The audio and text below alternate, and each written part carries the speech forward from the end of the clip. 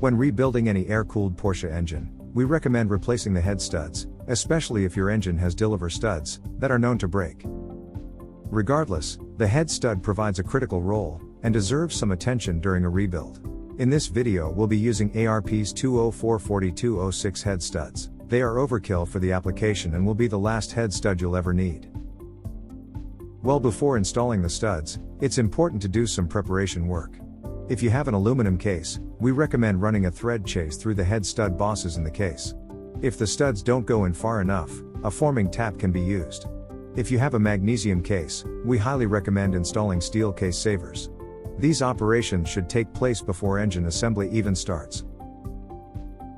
Loctite can be used when mounting the studs to the case. Studs should thread in by hand, if the threads are good. Otherwise you may need to double nut the studs, or use a stud installation tool, to fit the new head studs to the crankcase. Take care not to bottom out the head studs during installation. After the piston and cylinder assemblies, and cylinder heads have been fitted, the nuts and washers can be installed onto the studs.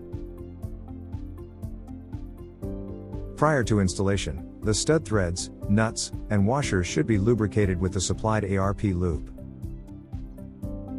The nuts should only be hand tightened for now.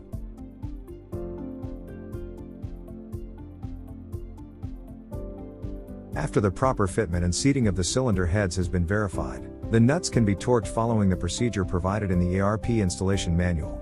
ARP currently recommends a final cylinder head torque value of 38 foot-pound with their ARP lube, applied in 2 equal torquings and following the sequence specified in the instructions. Camshaft towers should be installed next, and the engine assembly can continue.